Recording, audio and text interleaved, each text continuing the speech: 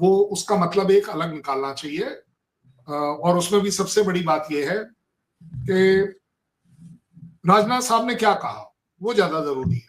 जो ख्वाजा साहब, मैं उनको कोट कर रहा हूं, उनका कहना था कि अगर किसी भी तरह का कोई मिसएडवेंचर किया गया तो बुरा होगा। बड़े सीधे से, मतलब लंबा चौड़ा खींच के बात नहीं कर रहा हूं। तो मुझे तो वो वक्त याद है बांग्लादेश में हमारे 90,000 पतलूनें पड़ी थी। खुदा ना करे कि 2 लाख पतलूनें हमारी केपी के और बलूचिस्तान में भी पड़ी हूँ। जंग एक मौत की अलामत होती है। मौत पर जश्न मनाने वालों पर उनकी जिंदगी पर भी अफसोस होता है। उनके किसी कर लेंगे, कर ले चीमा साहब, नहीं, ये मैं दुख के साथ कहूंगा, ये इसको सियासत नहीं कहा जा सकता चीमा साहब। इसको सियासत नहीं कहा जा सकता जब आपकी पॉलिसी सिर्फ हेटरेड टुवर्ड इस्लाम, और बल्कि इस्लाम भी नहीं, सिर्फ पाकिस्तान, इस्लाम नहीं Pakistan and Muslims living in India. मैंने कल परसों ट्वीट की थी चीमा साहब कि 9 मिलियन बंदा, इनका 9 मिलियन हिंदू बैठा है कहां पे? जीसीसी कंट्रीज के अंदर। 3 दिन से शराय कराकुरम जो पाकिस्तानी ऑक्युपाइड गिलगित बल्तिस्तान में है वो ब्लॉक है, और उसके ब्लॉक होने से तमाम किस्म की ट्रैफिक मुसलसल बंद है, कंटिन्यूसली बंद है। इसके अलावा पीओजेके में भी कुछ हो रहा। लिबर्टी में एक जश्न का समा था। मैं कौम से पूछना चाहता हूँ, क्या जंग कोई अच्छा ऑप्शन नहीं होता? जंग एक मौत की अलामत होती है। मौत पर जश्न मनाने वालों hello friend, very welcome to my YouTube channel Bharatiya official. हाल ही में बहुत बड़ी डेवलपमेंट हुई है, जिसको लेकर पाकिस्तान के रक्षा मंत्री ख्वाजा आसिफ ने कुछ ही दिन पहले भारत को धमकी दी थी, जिसमें बोला था कि हम सीधा अटैक कोलकाता पे करेंगे। लेकिन भारत के रक्षा मंत्री राजनाथ सिंह किसी प्रेस कॉन्फ्रेंस में बोलते हुए बताया है कि किसी एंकर ने राजनाथ सिंह को पूछ लिया कि पाकिस्तान भारत को धमकी देता है, उसको लेकर आपकी क्या राय है। तो राजनाथ सिंह ने बताया है कि पाकिस्तान के पहले भी हम 2 टुकड़े कर चुके हैं, और ज़्यादा ज़रूरत पड़ी तो पाकिस्तान के हम इतने टुकड़े करेंगे कि पाकिस्तान सोचने पे मजबूर हो जाएगा, और न जाने पाकिस्तान का क्या हाल होगा। सीखते होंगे डेफिनेटली। मैं आपसे जरूर बहुत कुछ सीखती हूँ। तो सर, ख्वाजा आसिफ साहब ने स्टेटमेंट दे दिया राजनाथ सिंह साहब की बात पे, और जिस तरह से बात की गई, तो सर कहीं ना कहीं ख्वाजा आसिफ साहब की थोड़ी सी तो ये बात मुझे इसलिए ठीक लगी कि 2 न्यूक्लियर पावर हैं, इनके आपस में क्लैशेस नहीं होने चाहिए।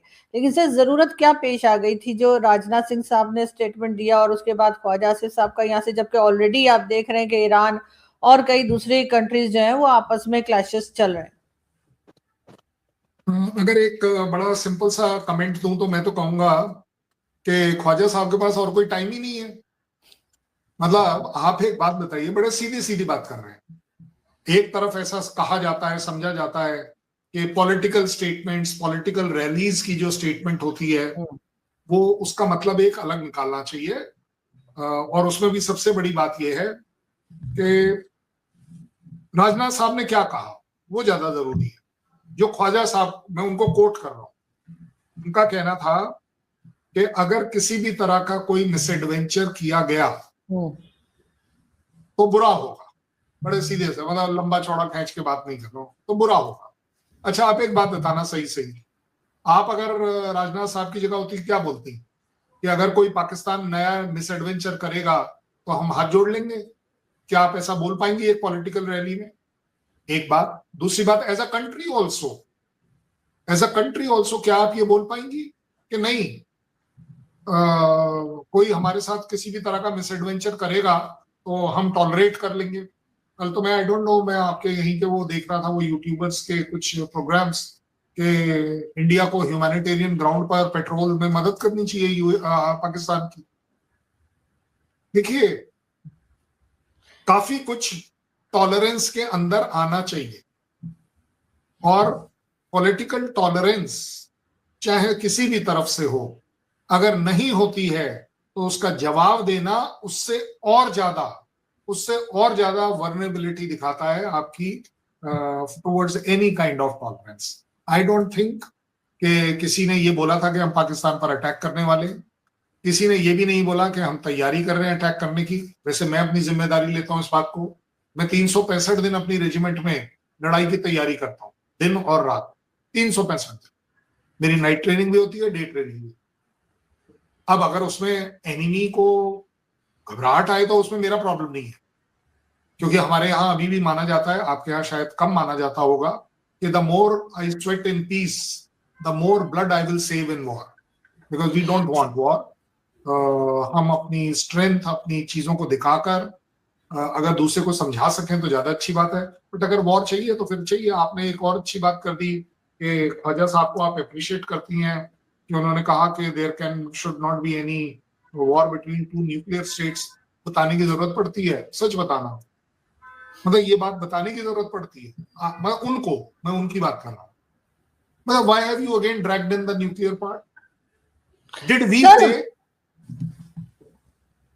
सर, आपकी दुश्मनियां या आप लोगों की लड़ाइयां या नाराजगियां और भी तो देशों के साथ होंगी ना, सिर्फ पाकिस्तानी तो नहीं है, बाकी सबके साथ बहुत अच्छे रिलेशंस चल रहे हैं, चाहे वो चाइना हो, चाहे वो बांग्लादेश हो, और भी कई देश हैं जिनकी आपस में रहती है। ऐसे ही पाकिस्तान जो है उसकी अफगानिस्तान के साथ भी टेंशन है, बलूचिस्तान में भी गड़बड़ चल रही है और कई दूसरी चीजें। तो हम दोनों ही सिर्फ एक दूसरे का ही नाम क्यों लेते हैं? अगर कुछ हो जाएगा तो क्यों भारत ही करेगा? अगर पाकिस्तान में हुआ, अगर भारत में कुछ होता है तो क्यों सिर्फ पाकिस्तान का ही नाम आएगा? ठीक है, एक दे रहे हैं एशियाई खत्ते की बात करेंगे तो इंडिया और पाकिस्तान कह लें कि दोनों ही पीछे हटने का नाम नहीं ले रहे हैं। और साथ में अगर हम लोग बहुत सारी ऐसी सिचुएशन सामने आ रही है जिसको देखते हुए ये लग रहा है कि जंग दोबारा भी छिड़ सकती है, या जो मामलात हैं वो काफ़ी हद तक कह लें कि हमें आरामदेह नज़र आ रहे हैं। अगर हम लोग जमहूरियत की बात करें तो भारत को दुनिया का सबसे बड़ा जमहूरी मुल्क माना जाता है, जहाँ पर सबसे ज़्यादा कह लें कि जमहूरियत नज़र आती है। पाकिस्तान की बात करेंगे तो पाकिस्तान भी इस्लामी जमहूरी नज़र आता है। सर, आज आपसे ये सवाल करेंगे कि किस मुल्क की जमहूरियत आपको